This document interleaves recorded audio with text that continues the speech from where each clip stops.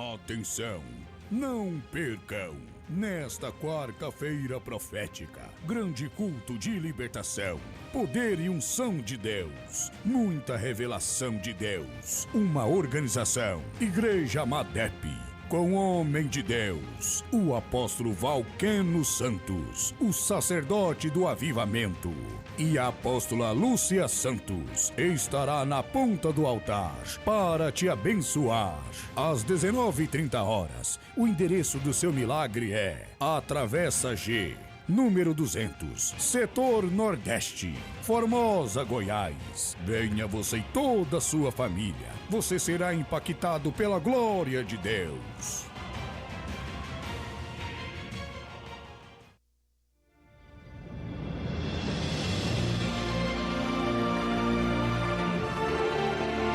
A palavra de Deus é lâmpada para os nossos pés e luz para os nossos caminhos. Ela nos traz ânimo e fortalece o espírito. Ouça agora uma palavra de fé.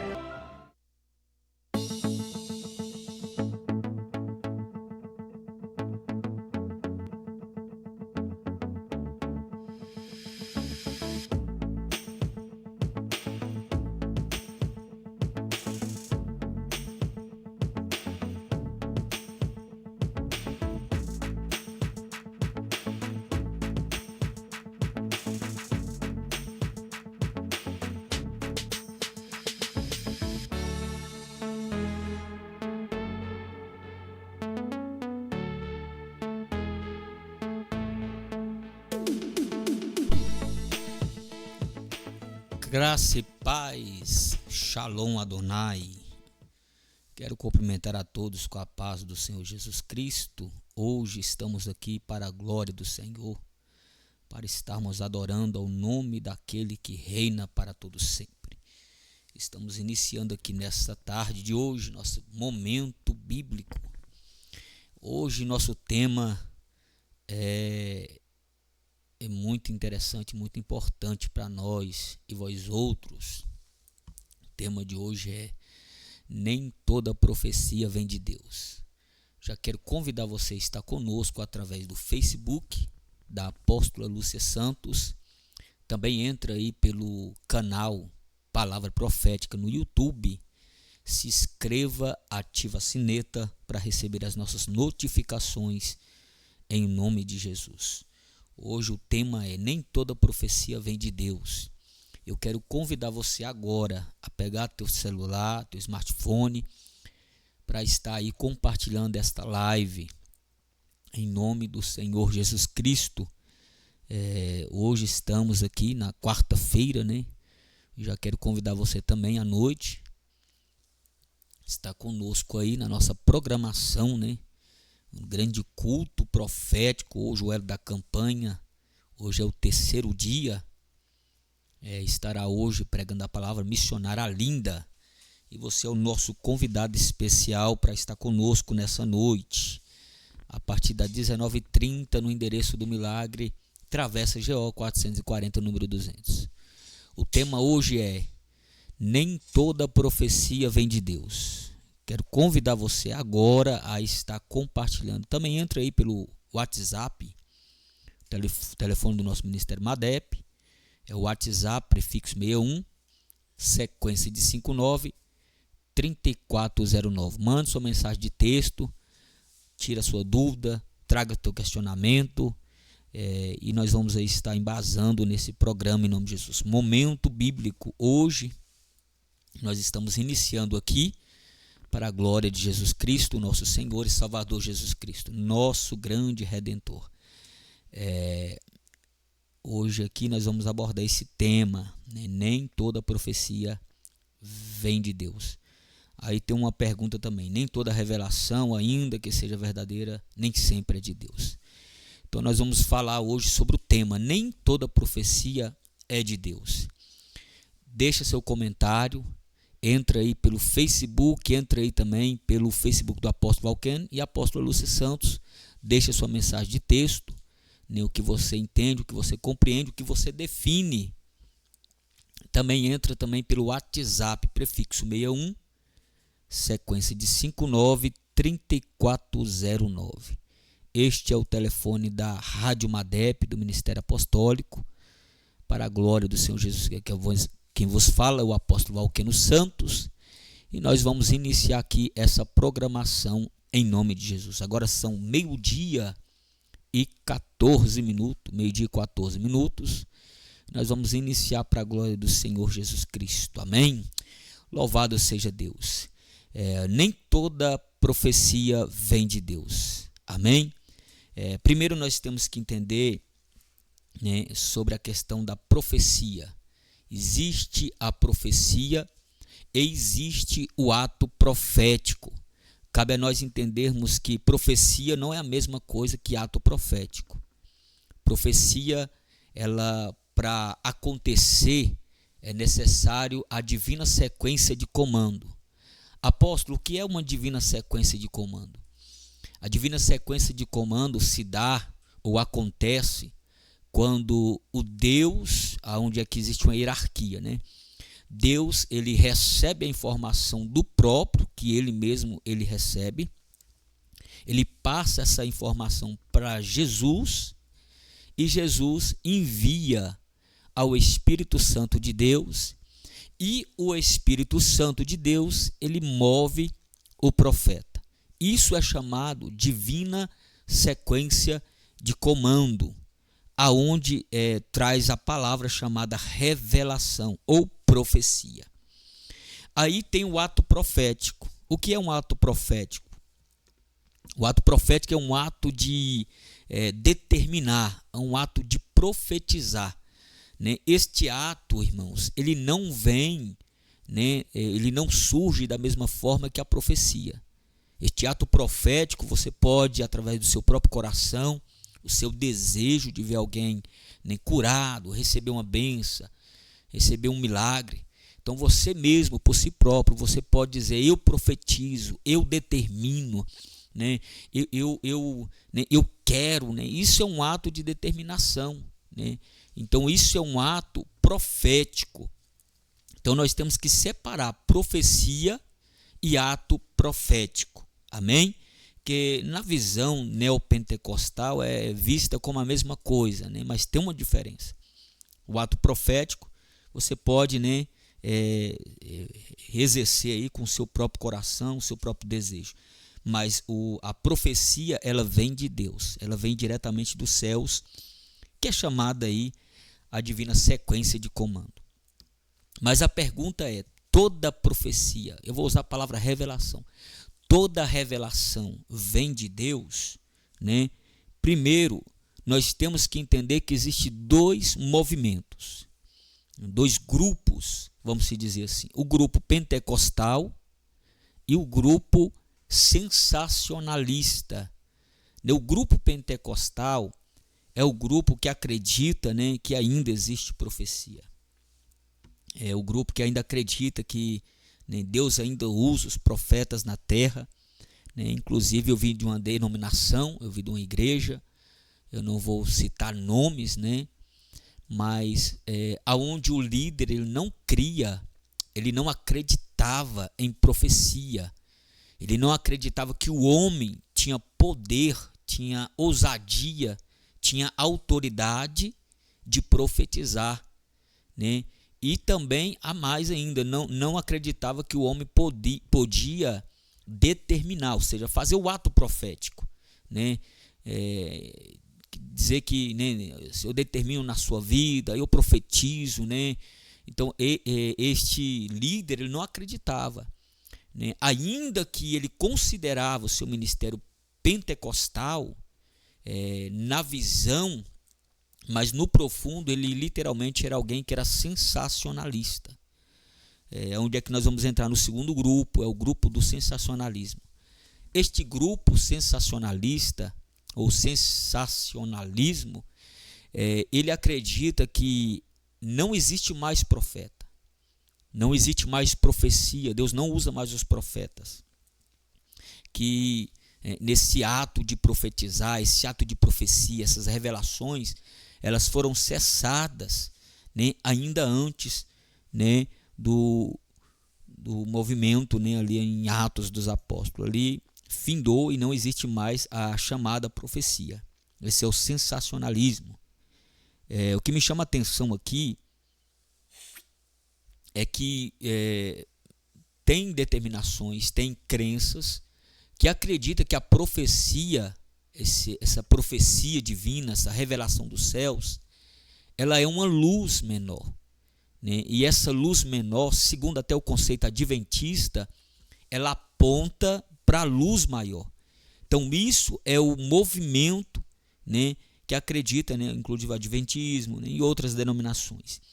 Outros acreditam que essa profecia, ela, né, chamada telpineutos, né, dos soprados para fora do hebraico, que cessou do Antigo Testamento, são sensacionalistas.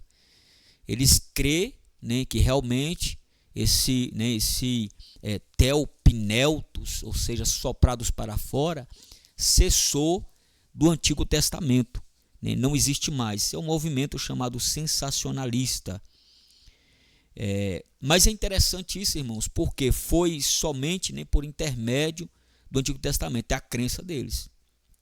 Por isso eles usam, inclusive, o texto de Mateus, capítulo 17, que vai falar sobre o Monte da Transfiguração. A Bíblia diz que Jesus está no monte, chamado Olival, ou do hebraico, né, Monte das Oliveiras. E de repente, Jesus, quando ele está ali com Pedro, Tiago e João, e eles estão ali dormindo, eles caem ali no sono, e de repente, quando eles despertam, eles vão ver o quê? Jesus sendo transfigurado. E juntamente com Cristo, duas pessoas aparecem, duas figuras. Uma é nada mais, nada menos do que o próprio Moisés, que é Moisés, né? Que é aí o nosso patriarcas. E o segundo é o próprio profeta Elias. Moisés representando a lei, né, o mitzvat, os mandamentos, e Elias representando os profetas. Então, quando eles usam esse texto, porque na visão deles é o seguinte, eles acreditam que Jesus estava dizendo aos discípulos que não existe mais profeta, né? Ali cessou. Então eles usam muitas das vezes esse texto de Mateus 17. Isso é muito profundo. Por quê? A Bíblia diz, no período interbíblico, né, entre o Antigo e o Novo Testamento, houve-se uma lacuna. Essa lacuna ela tem aproximadamente aí 370, uns historiadores vão dizer que chega até mesmo a 400 anos de silêncio, onde Deus ele não usava mais os profetas. Deus ele vê que o pecado da humanidade chega às suas narinas como cheiro desagradável. Deus então faz o quê? Deus cruza os seus braços. Deus vira de costas. Como assim, apóstolo? Deus é figura, Deus é humano, Deus é... Não, literal não, no sentido simbólico. Deus vira as costas para Israel. Ou seja, Deus se cansa no sentido de... Deus fica desgostoso com a humanidade, com aquilo que ele criou. Porque o pecado estava chegando às suas narinas. Então, no sentido simbólico, Deus vira as costas para Israel e não vai usar mais o profeta. Deus não usa mais os profetas. E quando Deus não usa mais os profetas, passa 1 ano, 2 anos, 3 anos, 4 anos, enfim, né, chega-se aí então a chegar, né, até aproximadamente 400 anos, segundo alguns historiadores, de silêncio, onde Deus não usava mais os profetas. Eu quero abrir aqui um entre aspas, né? Porque quando acontece esse silêncio, essa forma aonde eles não ouviam mais por intermédio de profetas a palavra genuína, a revelação, a profecia, eles vão começar a sentir a necessidade de buscar a Deus. Aonde surge aqui, né, o desejo de encontrar o Criador, o desejo de ouvir a voz do Criador, né, o desejo de estar ouvindo a voz do Senhor. Por quê? Porque 400 anos, né, vamos colocar aqui a idade básica, né, uma época básica, 400, 370 anos, eles não ouviam a voz de Deus. Então sente então ali o homem a necessidade, né, de estar buscando a voz do Senhor. E neste contexto histórico, nesse contexto, né, estéril, devasto, onde Deus não falava com a humanidade, surgem muitas falsas profecias, surgem muitas heresias. Inclusive, segundo a história, quem estuda teologia sabe que neste período chamado cânon bíblico, chamado período testamentário, onde Deus não falava com seus profetas, ou por intermédio de seus profetas, surgem então os livros apócrifos, ou melhor dizendo, alguns, né? Porque nem todos os livros apócrifos foram lançados ou surgiram neste período interbíblico, né? Teve livros apócrifos que surgiram antes do período testamentário, também teve livros que surgiu pós período testamentário, né? Apocalipse, né? Tem vários apocalipse, não somente o Apocalipse de João. Mas fica a questão, quando o homem percebe a ausência de Deus, ele começa a buscar o Criador. Só que muitos da época, os falsos profetas, os falsos mestres, eles começam então agora a criar situações, eles começam a criar pensamentos e dizer: eis que te falo, eis que te digo. Embora Deus não usava mais os profetas, Deus não usava mais, né, por intermédio de profecia para alertar Israel, porque um dos objetivos maiores que Deus usava os seus profetas era na questão de alerta, era na questão de estar aí orientando, ó, vai para a direita, vai para a esquerda, né, se levanta. Então, todavia, Deus ele teve esse zelo com os seus profetas. Só que na ausência, muitos usam de má beneficência, de má, né, de má grado, né? Eles começam ali a profetizar algo, sendo que Deus, na verdade, não estava usando os seus profetas. E isso é interessante, porque todo ser humano, entenda bem isso, todo ser humano, ele sente a ausência de Deus. Todo ser humano, independente do credo, ele sente desejo de ouvir a voz de um Deus, independente de que Deus é. Um exemplo, se você se curva diante, né, de uma madeira, ali, de um tronco, de uma árvore, e você começa a adorar, ali está revelando que você sente desejo de adorar algo. Você está procurando um Deus. Se você não conhece o Deus verdadeiro que fez os céus e a terra, você não tem nenhuma referência de um Deus, você começa a adorar instantaneamente ali a um Deus. Você às vezes se curva diante de uma pedra, né, onde é que até surgiu também a questão do panteísmo, né, que é Deus, né, tudo é Deus, a natureza, a árvore, a pedra, tudo é Deus. Então, enfim, neste período, né, começou a surgir aí a questão, né, das falsas doutrinas, porque a ausência de Deus fez com que eles buscassem Deus, porque Deus já não era mais com o povo por intermédio dos profetas. Olha que interessante. Alguns adoravam, né, a questão do panteísmo. Aí nós vamos lá em Abraão. A Bíblia diz que Abraão, seu pai Terã lá em Ur, né, Ur dos caldeus, Terã, ele tinha a sua adoração. Só que Abraão, por ser filho, né, obediente, alguém que estava ali junto com seu pai, sempre ali, né, ele começa então a fazer o quê? Ele começa ali a perceber que este Deus do seu pai Terã, uns conhecido como Tera ou Terá, este Deus do seu pai Terã era um Deus que tinha duas classes. Era um Deus chamado Deus Ra, e o outro Deus era o Deus Nana. Deus Ra, segundo a mitologia egípcia, né, era o Deus do sol, e deusa Nana, que era a deusa da fertilidade, a deusa da lua, né, que a lua ali dava força para os mares ali recebia força e surgiam os peixes, e ali multiplicava e tirava a esterilidade. Então, a deusa Nana para Terã era uma deusa chamada deusa da fertilidade, a deusa, né, que trazia aí a deusa da lua. Então, só que Abraão, ele percebe que seu pai adorava dois deuses, que supostamente não se ausentava. Agora, olha que interessante, Abraão, certa feita, ele olha para os céus de dia, e ele vai perceber que esse Deus Ra, no finalzinho da tarde, ele se ausentava.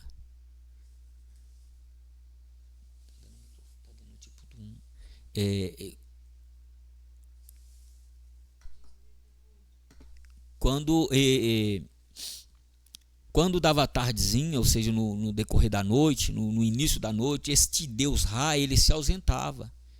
E assim, da mesma forma, quando chegava a noite, a deusa Nana aparecia, mas quando amanhecia o dia, essa deusa Nana também se ausentava. Aí Abraão olha e diz: mas como é que pode? Meu pai, Terã, adorar dois deuses que aparentemente não se ausenta, mas todas as noites eu não consigo ver o Deus Ra, e toda manhã eu não consigo ver a deusa Nana.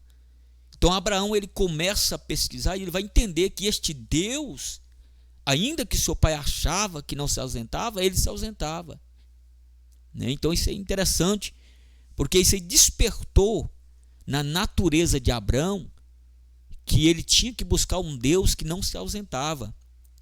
Eu quero conjecturar que Abraão então começa a estudar a astrologia, estudar ali os movimentos para perceber ali, para entender a situação, né? Então entra a questão, né? Deus, o Deus verdadeiro, ele não se ausenta. Este Deus verdadeiro, ele está sempre presente, né?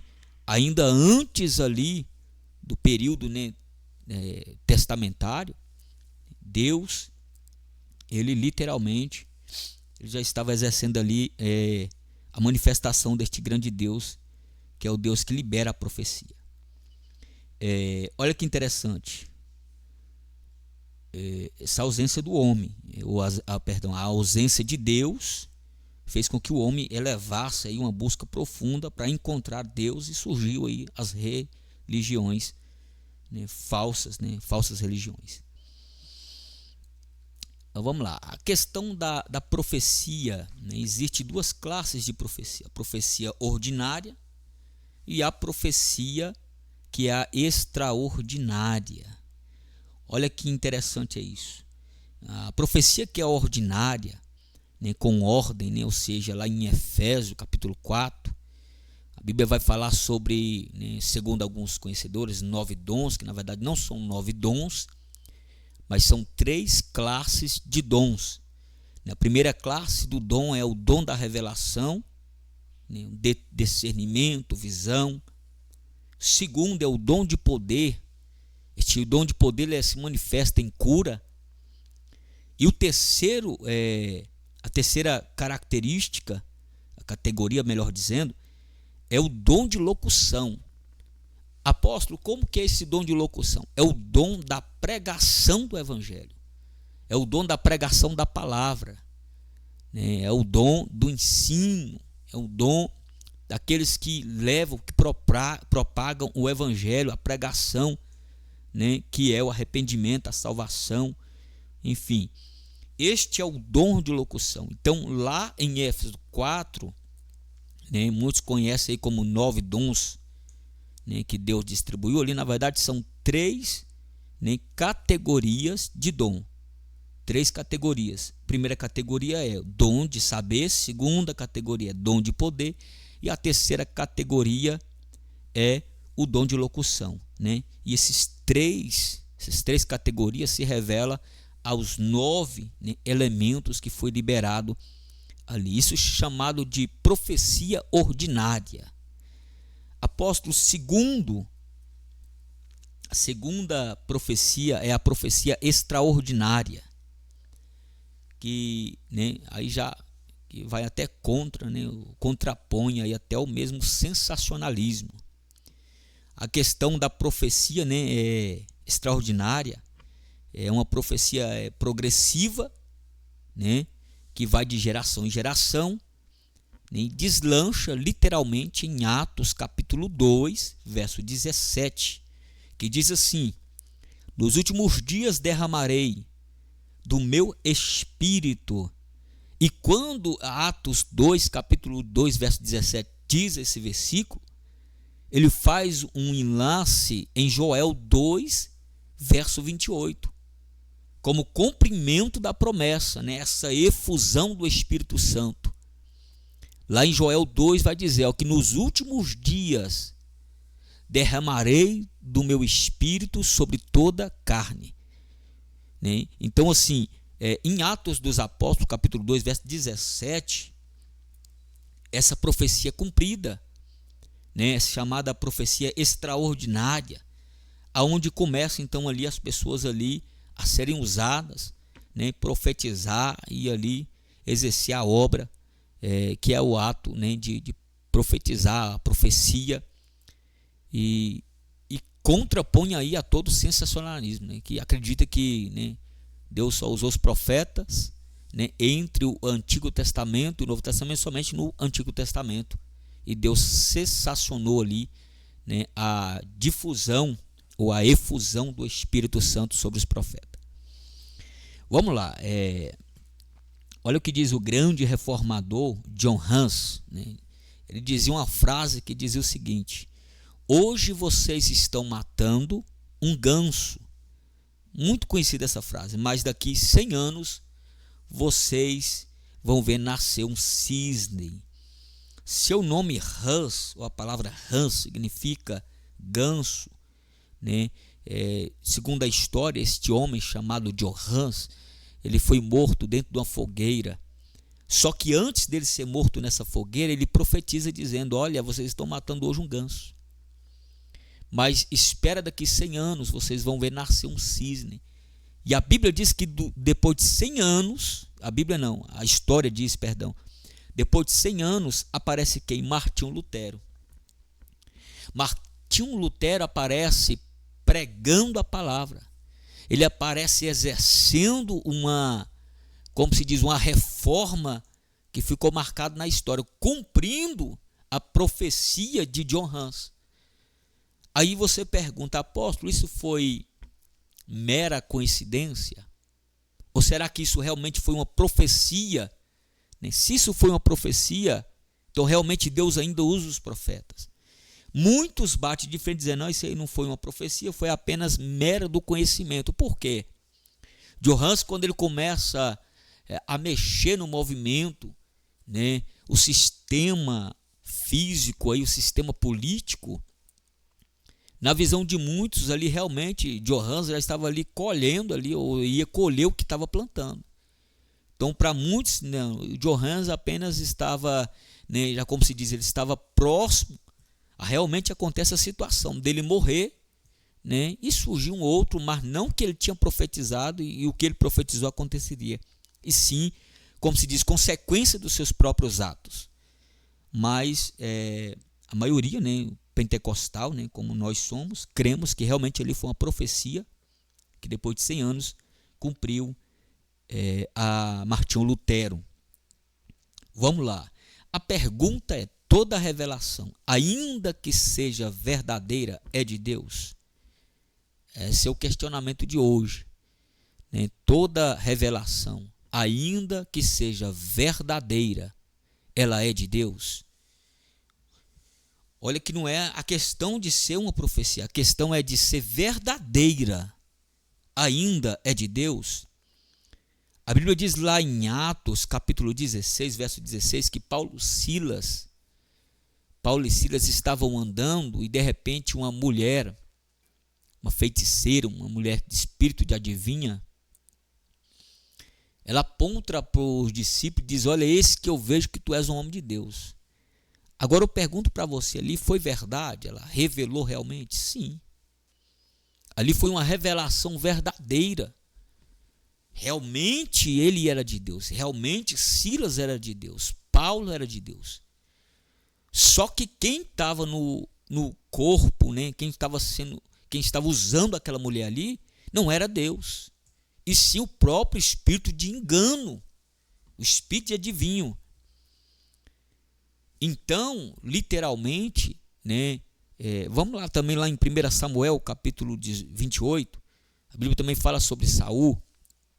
Saul vai chegar ali, próximo a Edom, e Saul, quando ele chega, ele vai consultar uma mulher com espírito de adivinho, uma feiticeira. Saul chega, e no diálogo ali, essa mulher olha e diz, por que intentou contra nós adivinhos? Que Saul ali tentou matar todos os adivinhos, destruir, no seu estágio ali, quando ele estava ali em obediência com Deus. E quando Saul chega, ela já revela logo, fala, Saul, ele, né, intentou contra nós, né, destruiu o nosso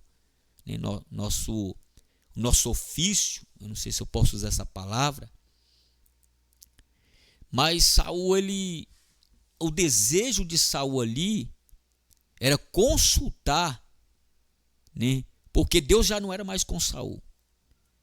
E no diálogo com essa mulher, essa pitonisa, ela revela dizendo, olha, eis que eu sei que tu és Saul e Deus se afastou de você. Então essa revelação, essa profecia, essa revelação que essa pitonisa ali libera a Saul é verdadeira.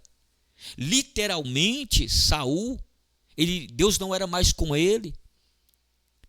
Literalmente, Saul já não estava debaixo da ordenância, não estava mais debaixo da cobertura, porque Saul tinha se afastado dos caminhos retos do Senhor. E literalmente, né, ela revela ali. Então, nem sempre, irmãos, com base nesses dois, né, textos, essas duas passagens, nem sempre, né, ainda que a profecia seja verdadeira, ela vai ser de Deus.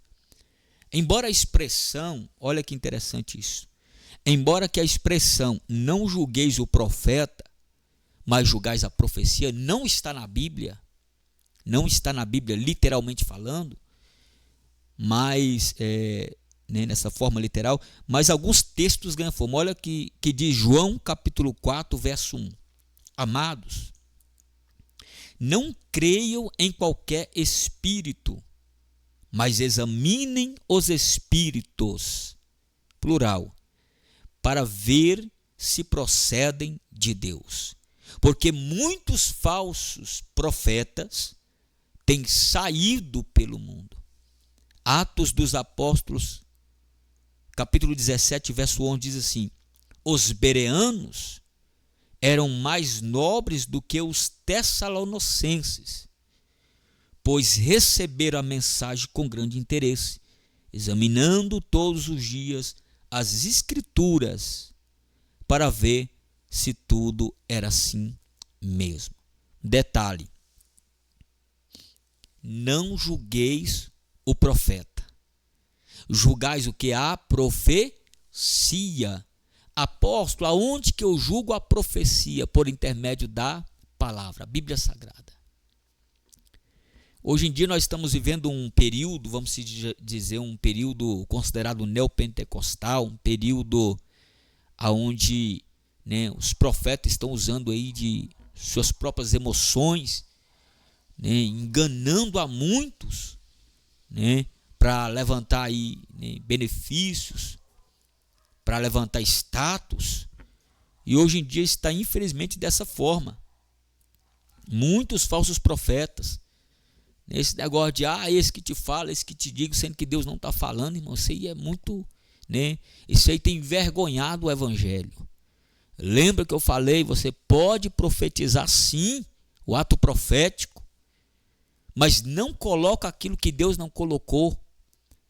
Não profetiza, né, aquilo que não tem margem bíblica.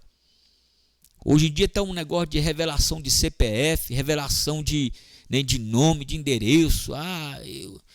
Irmãos, infelizmente, isso negrine a imagem do verdadeiro cristão. Porque o movimento neopentecostal, eles, né, vamos dizer, esse movimento, ele tem ganhado força. Eu vou dizer, eu me defendo, eu me considero neopentecostal até o tutano, né? Para muitos, para muitos, a minha posição é de neopentecostal, porque aqui na nossa igreja temos a Arca do Concerto. Nós usamos, né, muitas das vezes aí, como está aqui no telão, né, aí um banner, né, com a Arca da Aliança. Usamos aí também o talit, né, a qual tem aí o tzitzit, né, que é as franjas. Aí muitos dizem: apóstolo, como você usa isso, sendo que, né, quando Deus ordenou ali a Moisés, foi para, né, a descendência ali, né, de Arão, os sacerdotes e tal. Só que assim, irmãos, a gente não pode questionar a fé do próximo. A gente não pode questionar a fé do próximo. Eu uso o talit porque eu sou judeu? Não. Mas quando eu me envolto no talit, eu me sinto segurança em Deus, não no tecido. Eu acredito que quando eu me envolto, né, no tzitzit, no talit, né, eu acredito que eu tenho mais espiritualidade. Então, assim, cada um tem uma fé de uma forma. Mas, para muitos, nós somos considerados, né, neopentecostal, né, esse crenticismo religioso, como se diz. Mas o que me chama a atenção né, não julgais o profeta. Não julgais o profeta, mas julgais a profecia. E a profecia tem que estar pautada na palavra de Deus. Atos dos Apóstolos, capítulo 17, diz assim: eles, né, receberam a mensagem com grande interesse, examinando todos os dias as Escrituras, para ver se tudo era assim mesmo. Hoje em dia o camarada recebe uma revelação e ele não consulta. Passa 1 ano, 2 anos, 3 anos e não acontece, aí ele começa a questionar. Mas por quê? Porque ele levou para si, ele aceitou a revelação, ele aceitou a profecia, mas ele não consultou, né? E muitas das vezes Deus traz sim uma revelação, Deus traz uma profecia. Mas um exemplo, minha pessoa, quando eu recebo uma revelação, Deus está te mostrando, Deus está me mostrando, né? Você aí com a grande vitória, aquela coisa, aí, no meu coração, irmãos, eu já entendo o seguinte: se vem vitória, vem luta, vem guerra. Se a vitória vem, quando maior a profecia que a vitória, maior é a luta. Então o que eu tenho que fazer? Já começar em propósito, em busca, em revestimento. Aí o camarada recebe a benção, né? Estou falando da profecia que é de Deus. Aí o camarada já só fica ali esperando oba, e não acontece, aí ainda questiona o profeta. Então esse negócio de profecia, irmão, tem que estar muito atento, porque existe realmente, literalmente, os falsos mestres, falsos profetas, aqueles que usam, né, a própria Bíblia Sagrada como de engano a muitos. Paulo ele vai dizer: olha, nos últimos dias haveriam pessoas presunçosas, amantes de si mesmo. E Paulo ele diz ainda: olha, vai haver tamanho engano, e estes enganos enganarão até mesmo os escolhidos. Então isso é bíblico. Capítulo 12 de 1 Coríntios 10 vai dizer assim: e outro, operação de maravilhas. Isso que é os dons, né? Os 3 dons, as 3 categorias de dons. E outro, profecia. E há outro dom de discernir espíritos. E há outro, variedade de língua. E há outro, interpretação de línguas. Olha que interessante, discernir espíritos. A palavra aqui no plural, espíritos, ela vai nos trazer 3 verdades. Por que o apóstolo Paulo não disse discernimento de espírito? E se ele colocou discernimento de espíritos? Porque essa palavra espíritos nos revela 3 espíritos e não um espírito. O primeiro espírito aqui que é revelado é o espírito do homem, né? A palavra sopro de vida de Deus, né? Em hebraico, pneuma, e ruach, pneuma e ruach, né? Espírito, sopro de vida do próprio Deus. Baseado com base lá em Gênesis, quando Deus assoprou nas narinas do homem e ali se tornou alma vivente. Ali foi o próprio sopro de vida de Deus, ou seja, o próprio Espírito de Deus, tornou-se o homem então alma vivente.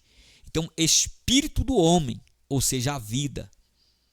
O segundo Espírito revelado nessa palavra discernir espíritos é o espírito maligno, né? Que é aí Satanás, suas legiões, seus demônios. E o terceiro é o Espírito de Deus, Ruach HaKodesh, ou seja, Espírito Santo. Então, o homem, ele está sujeito a receber informações de três espíritos, no plural. O primeiro espírito é o espírito do homem. O segundo espírito é o espírito dos demônios, ou o espírito maligno. E o terceiro espírito é o Espírito de Deus.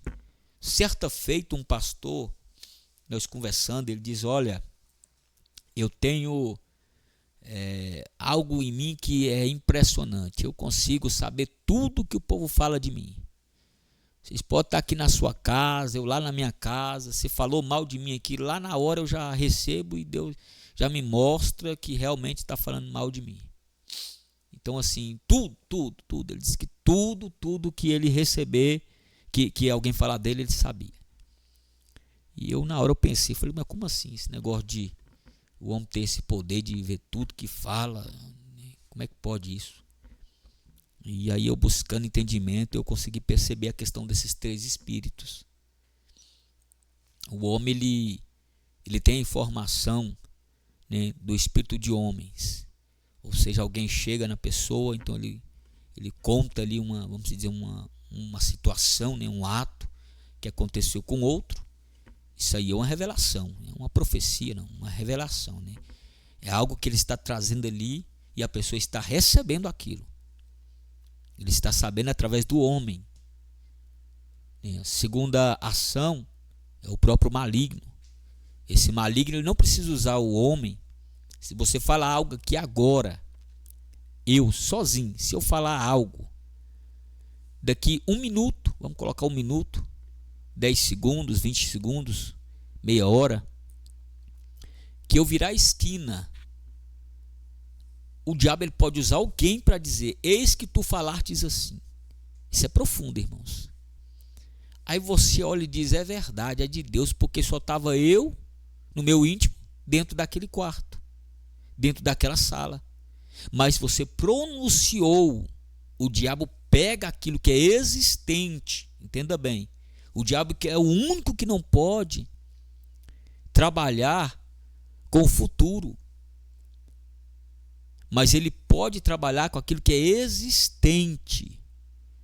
Ele não pode discernir o seu pensamento, mas quando você lança para fora, ele recebe.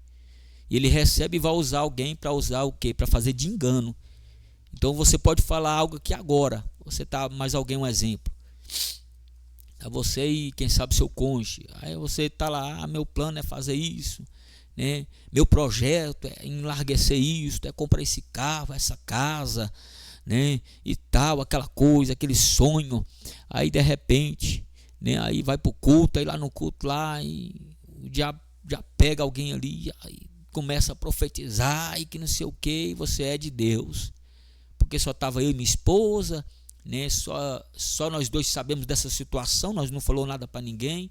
Então nós temos que tomar cuidado com essa questão.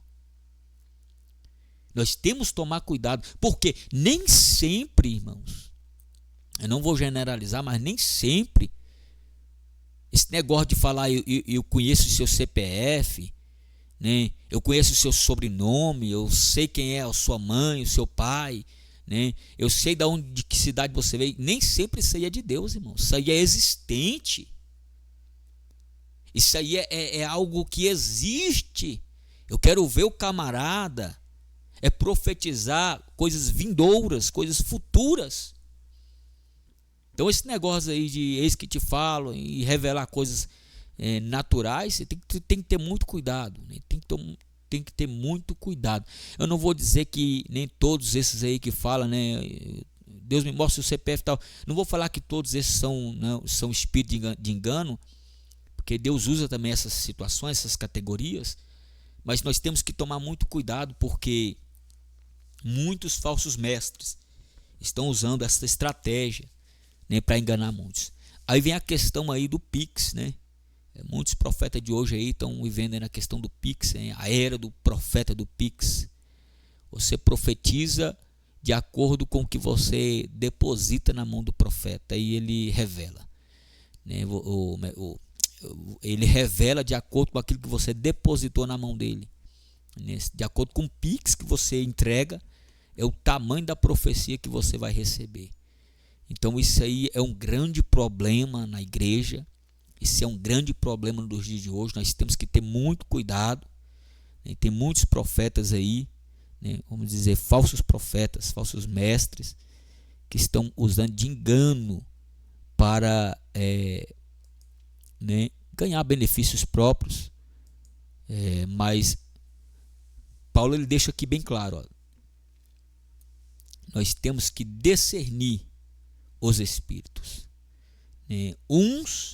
Olha para você que interessante, e a outros receberam o dom de discernir os espíritos.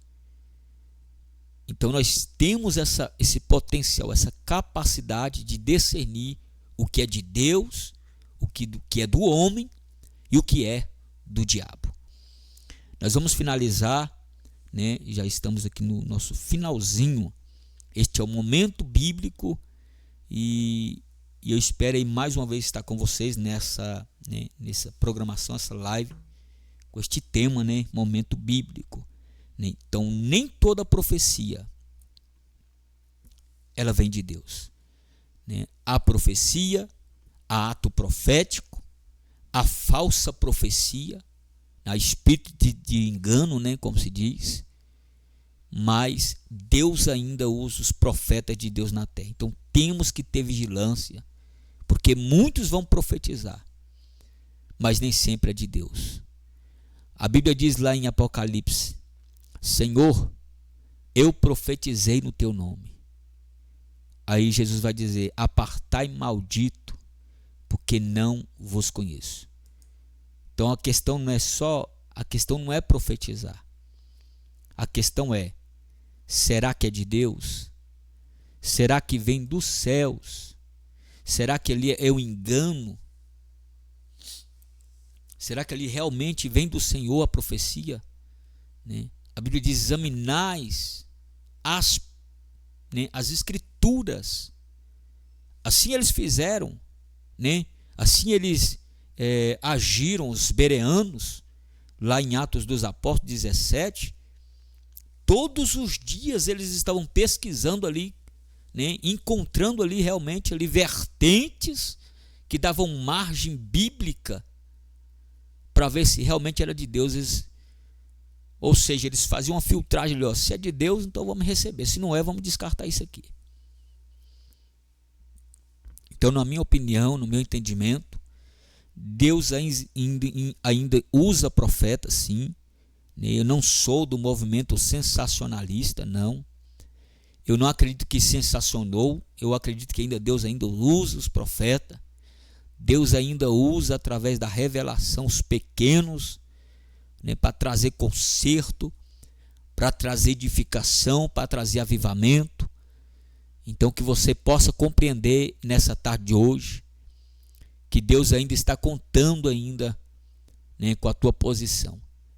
Se você ainda está aí, né, em dúvida, dobra o joelho, busca a Deus discernimento, busca a Deus aí, né, orientação, porque muitos profetizarão, enganarão,